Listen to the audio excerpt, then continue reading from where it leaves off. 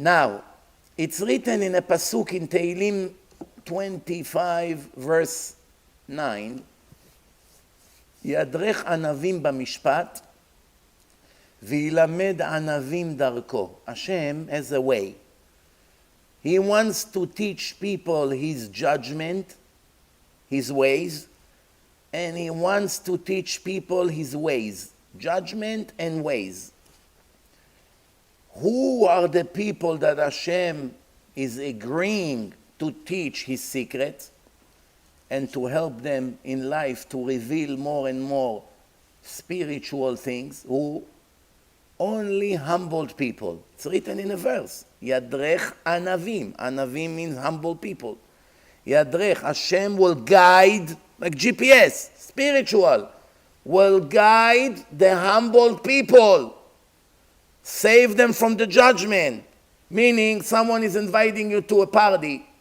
You don't know what to expect. They tell you good things, but Hashem already knows that it's Sodom and Gomorrah. So he makes you a flat tire, saving you from making thousands of sins tonight, looking at not modest people, listening to goyish music. That's a special privilege, special protection. Also, Hashem open up your eyes. He shows you the right way. Why? You're down to earth. But if you're proud, the opposite. Hashem himself put a trap for you. Why? Mida keneged mida. It's all measure for measure. בדרך שאדם רוצה ללך מוליכים אותו. You run after honor and pleasure, I'll push you faster over there. You run after simple and life and humility, I will push you over there. I'll help you. You have to choose where you want to be. After you chose, I'm going to help you to get there faster. To heaven or to hell. You will choose. And from then on, I'm going to push you. Just make sure you chose the right direction, because when I push you, you don't want to go to the negative direction fast.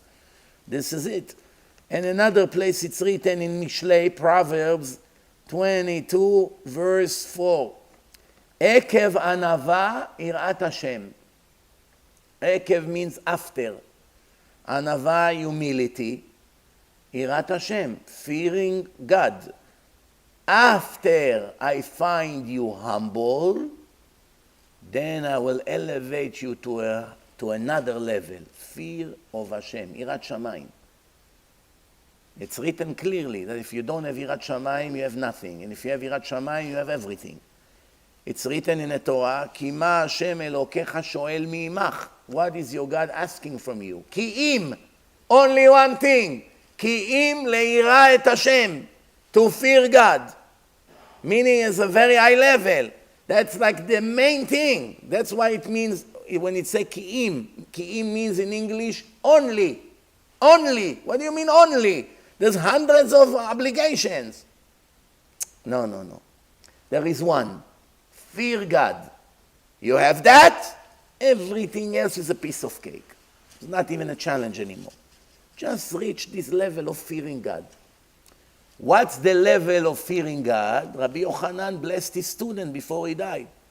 I bless you to fear God like you fear people. That's it. For instance, some people in their house, they walk naked or not modest. Why? No one is there. They don't care that Hashem is there, is watching. They don't care there are angels in space. They don't care there are souls of people around them that watch them. It's not physical, so they're not worried. But if they walk to the street, they get dressed. Some people, even on the street, they go like that, but fine. But some people, there's a difference between how they dress in the bedroom and how they dress in the street. The idea is that when you go out to the street, you're embarrassed from people, right? Rabbi Yochanan blessed his student, I bless you that you should fear God just as much, at least, that you fear people. Like you fear the policeman, you fear what people would say. That's already a very high level.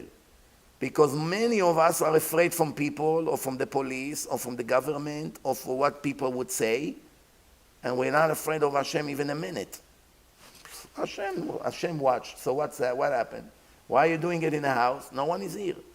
But if you walk on the street, you're embarrassed what people would say. You're not going to do on the street what you do in a house, meaning HaShem doesn't exist for you, only people. Because when you are alone in a house, you're not embarrassed from HaShem.